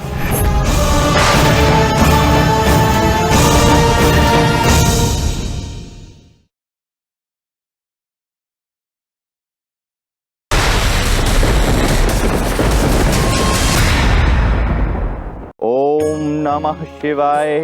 ओम नमः शिवाय। ओम नमः शिवाय। ओम नमः शिवाय। ओम नमः शिवाय।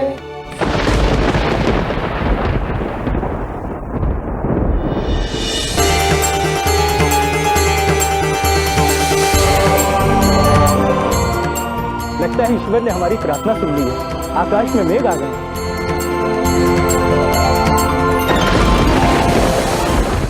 नारायण नारायण।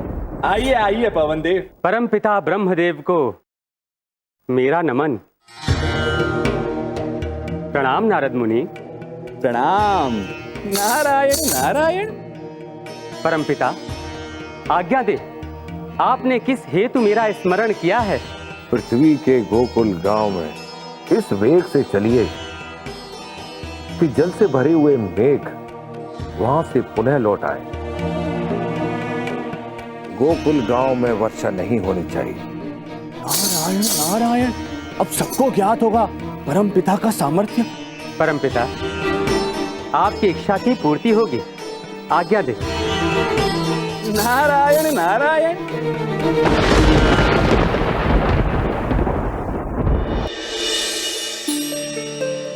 दाऊ वर्षा जल।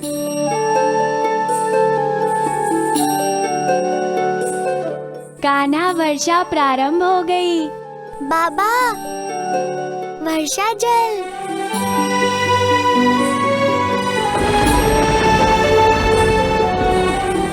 पंडित जी, वर्षा आरंभ हो गई। महादेव ने हमारी विनती सुन ली है। आनंद जी, कितने घनघोर मेघ छाए हैं गोकुल में। लगता है आज अच्छी बारिश होगी हमारे गोकुल में।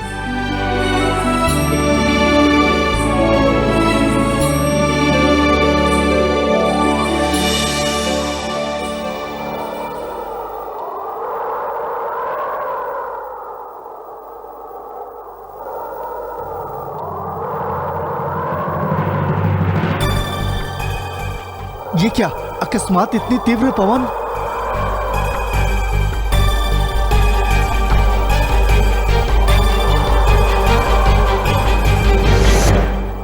अकस्मात इतनी तीव्र आंधी, चारों ओर धूल ही धूल फैल गई है। इस धूल में तो कुछ भी नहीं दिखाई दे रहा है।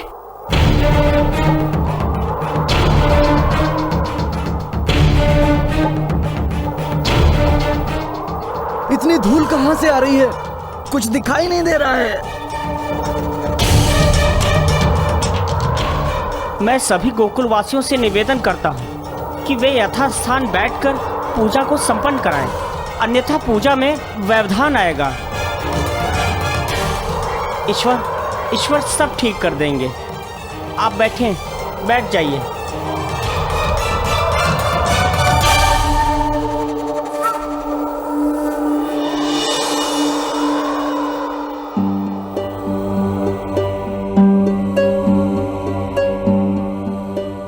भयंकर आंधी थी, अच्छा हुआ रुक गई। मेघ कहाँ गए? तीव्र वायु के साथ छिन्न भिन्न हो गए। संपूर्ण आकाश मेघ विहीन हो गया।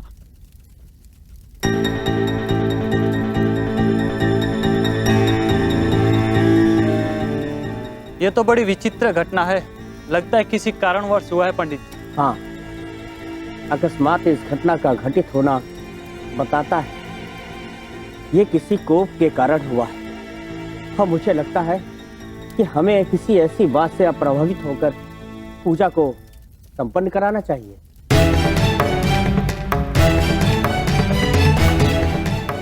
कान्हा, ये क्या हो रहा है? वर्षा होते होते रह गई। आखिर कौन कुपित हो गया गोकुल से? ये तो परम पिता ब्रह्म का क्रोध है दाऊ। वो हमसे कुपित है क्योंकि हमने पूजन के समय उनका आवाहन नहीं किया। ब्रह्मा जी के आदेश पर ही पवन देव ने तीव्र आंधी से गोकुल पर छाए मेघों को हटा दिया है। तो क्या अब गोकुल में वर्षा नहीं होगी कान्हा?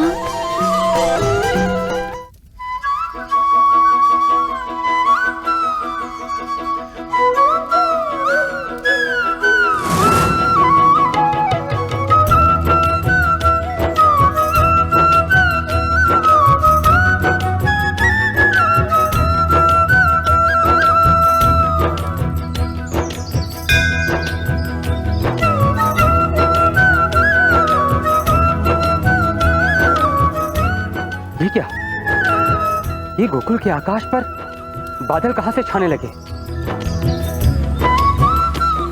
मैं इन्हें पुनः अपनी शक्ति से छिन्न भिन्न करता हूं।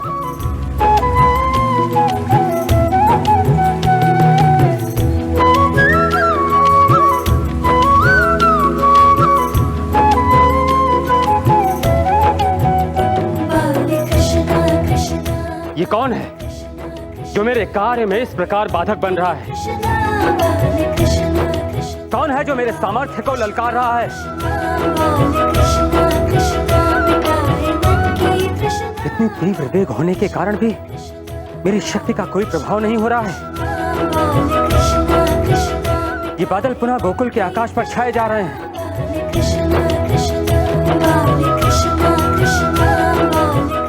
अब मुझ में और शक्ति नहीं है। अब मैं शिथिल होता जा रहा हूँ। ये बांसुरी की मधुर ध्वनि कहाँ से आ रही है? कौन बजा रहा है ये बांसुरी?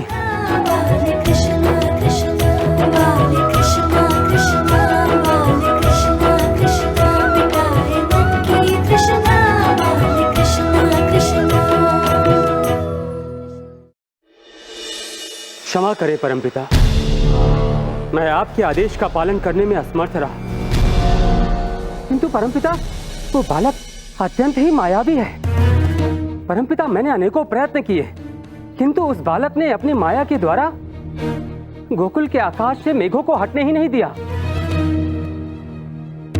परमपिता, बार बार प्रयत्न करके मैं अत्यंत शिथिल हो गया हूं। अब और प्रयत्न करने का साहस मुझ में नहीं है परमपिता। मैं आपके कार्य को सिद्ध नहीं कर सका, इस हेतु मुझे क्षमा कर दीजिए। ये तो बड़ी ही अच्छी सूचना है पवन देव। विष्णु का 8वां अवतार इतना शक्तिशाली है, ये जानकर विस्मय के साथ साथ अति प्रसन्नता भी हो रही है। अब देखना ये है कि कैसे गोकुलवासी जल महाअभिषेक को सफलतापूर्वक संपन्न करते हैं।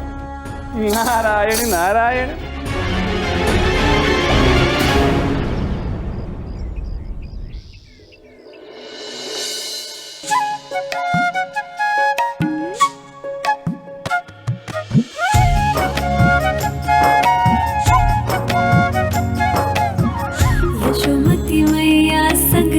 बोले नंद लाला, अखियों का तारा ये काली कमली वाला, मटकी फोड़े माखन ना छोड़े, यूं ही फिर मैया इसके गालों को मरोड़े, झूठो इल्जाम मुंह पे सब ही लगाए, बुन के लड़ा फिर अश्रु बहाए, दिल पिघलाए जाए, मन फुसलाए जाए, बने भोला भाला।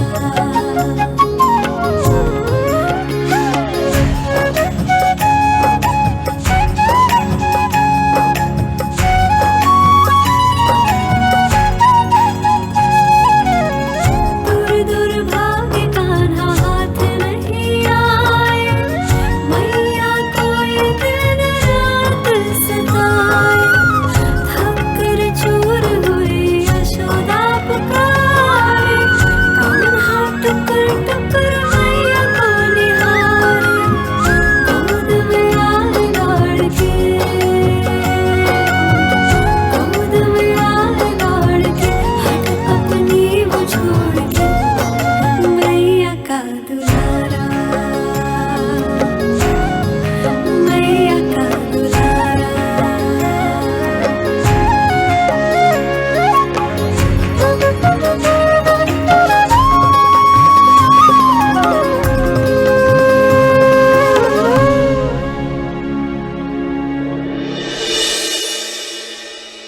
अब तुम दोनों बिल्कुल तैयार हो।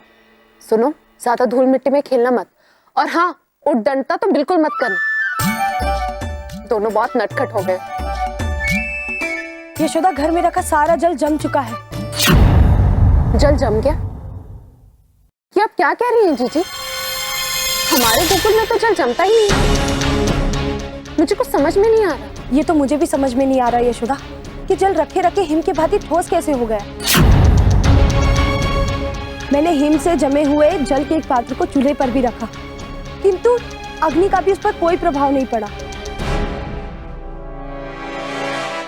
यशोदा बहन, आज तो बहुत ही बड़ा गजब हो गया। जैसे ही मैंने मटकी कुएं में डाली तो एक तीर धवनी के साथ वो कुएं में जा टकराई, और जैसे ही वहां जाकर देखा तो पाया कि सारा जल हिम बन गया है। हाँ यशोदा बहन, मैं भी यही बताने आई थी कि अकस्मात मेरी सारी मटकियों का जल जम गया। ये कैसे संभव हो सकता है? सबके सब एक ही बात कह रहे हैं कि गोकुल का जल हिम बनते जा रहा है। चलिए जीजी, रसोई घर चलते हैं। मैं भी तो देखूं कि ये जल हिम कैसे बन रहा है। मुझे पता था दाऊ, कुछ ना कुछ ऐसा अवश्य ही होगा। कान्हा, ये मामा श्री का कार्य है ना? नहीं दाऊ, इस बार ये कार्य किसी और ने किया है। ये देखना रोचक होगा कि कैसे गोकुल में जल अभिषेक संपन्न होता है। नारायण नारायण। प्रणाम परम पूज्य पिताश्री। प्रणाम। क्या हुआ पिताश्री, आज आप अत्यंत ही प्रसन्नचित प्रतीत हो रहे हैं। हमें भी अपनी प्रसन्नता का कारण बताइए ना। नारद, क्या तुम्हें स्मरण नहीं कि आज कौन सा महाआयोजन संपन्न होने वाला है? नारायण नारायण, हमें ज्ञात है पिताश्री, आज तो कुबेर देव के बहन के पुत्र का विवाह है। नारद, मैं उस विवाह की नहीं, अपितु कृष्ण के गांव गोकुल में होने वाले जल अभिषेक के विषय में बात कर रहा हूँ। नारायण नारायण, वो तो हम भूल ही गए थे पिताश्री। किंतु हमें इस बात पर आश्चर्य हो रहा है कि अब तक आपके मस्तिष्क में वही विचार चल रहे हैं। बात ही कुछ ऐसी है देवर्षि, मुझे भी आपकी भांति विनोद करने का मन हुआ। कृष्ण और अन्य गोकुल वासियों के साथ। वो देखो, मैंने गोकुल के जल को हिम में परिवर्तित कर दिया है। नारायण नारायण, पिताश्री ये क्या किया आपने? आप तो स्वयं जानते हैं कि गोकुल में एक बूंद जल भी शेष नहीं है, और आज तो वहां पे जल अभिषेक का महा आयोजन भी है। मैं अब ये भी देखना चाहता हूँ कि कैसे कृष्ण बिना जल के जल अभिषेक करते हैं। ना ना ना पिताश्री, ये बात तो सत्य है कि गोकुल में जल का अभाव है, किंतु पिताश्री आप भूल रहे हैं कि गोकुल के समीप ही यमुना महानदी प्रवाहित होती है। और पिताश्री आप देखिएगा कि कृष्ण भी कोई ना कोई युक्ति अवश्य निकालकर शिव शंभू का जल अभिषेक कर ही देंगे। नारायण नारायण। और यदि यमुना भी हिम में परिवर्तित हो चुकी हो तो? मुझसे मेरे बेटे का उदास मुंह नहीं देखा जा रहा है। वो कब से प्यासा है। भोर से घर पर भोजन भी नहीं बना, क्योंकि भोजन पकाने के लिए भी जल नहीं था। नंद जी, पूरे गांव भर की यही दशा है। खेत क्यारी पशु पक्षी सब जल के अभाव में त्राही त्राही कर रहे हैं। बहन, हम सब की भी यही दशा, किंतु मुझे समझ में नहीं आ रहा है कि हमारे गोकुल में ऐसी विपदा कैसे आ गई। ग्रामवासियों, यदि यह साधारण हिम होती तो इसे एक बार पिघलाकर पुनः जल बनाया जा सकता था, किंतु यह तो पाषाण की भांति स्थिर है। इस पर तो अग्नि का भी कोई प्रभाव नहीं हो रहा है। पंडित जी, मैंने अपने पूरे जीवन काल में ऐसी समस्या गोकुल पर नहीं देखी। ये कैसी समस्या आन पड़ी है गोकुल पर? नंद जी, प्रकृति का ऐसा रूप तो मैंने भी पहली बार ही देखा है। मुझे लग रहा है ये किसी श्राप का दुष्प्रभाव है। पंडित जी, मुझे भी ऐसा ही प्रतीत हो रहा है। कल गोकुल में भयानक मेघ आए और बड़ी तीव्रता के साथ छिन्न भिन्न हो गए और पूरे गोकुल का जल पाषाण बन गया। ये कैसी विपदा छाई हुई है गोकुल पर पंडित जी। नंदराज, हो ना हो पवन देव और जल के देवता वरुण हमसे कुपित। आर्य, किसी भी प्रकार हमें गोकुल को इस विपत्ति से बचाना ही होगा। आज इस यज्ञ का सबसे महत्वपूर्ण तत्व है जल अभिषेक, जो कि करना बहुत आवश्यक है। किंतु जब गोकुल में एक बूंद जल नहीं है, वहां जल अभिषेक कैसे संभव है? आर्य, मैया, ये केवल एक पूजन नहीं, संपूर्ण गोकुल का निश्चय है।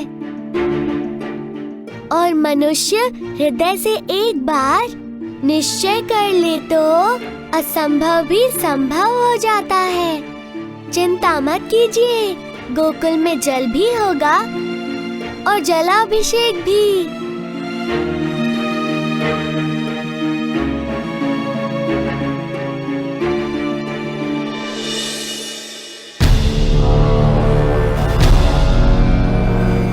मगरासुर,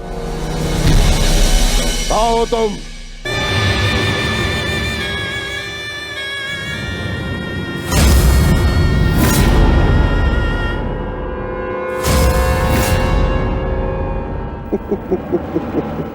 आदेश महाराज।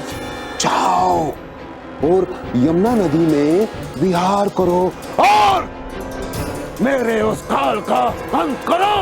महाराज, गोकुल में एक विचित्र विपत्ति आ गई। विपदा?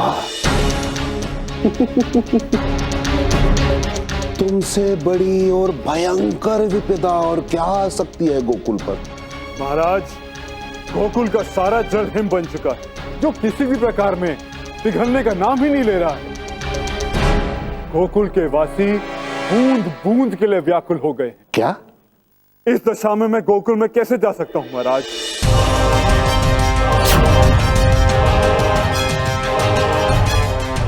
महाराज, क्या हुआ? क्या आप भी मेरी भांति इस सूचना से निराश हो रहे हैं? ना ना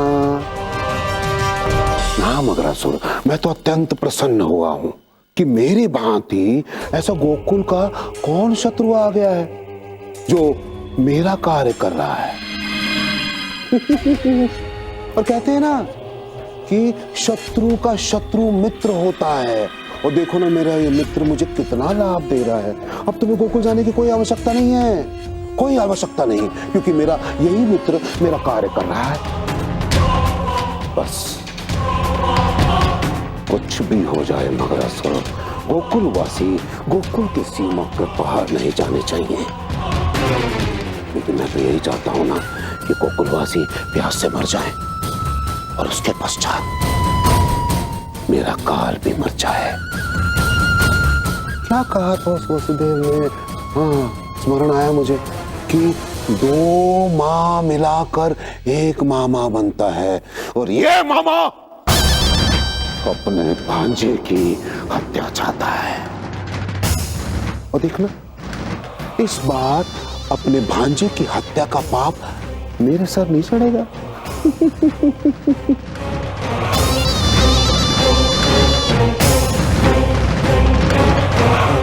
हमने शिव शंकर को प्रसन्न करने के लिए जो अनुष्ठान किया उसका आज अंतिम दिन।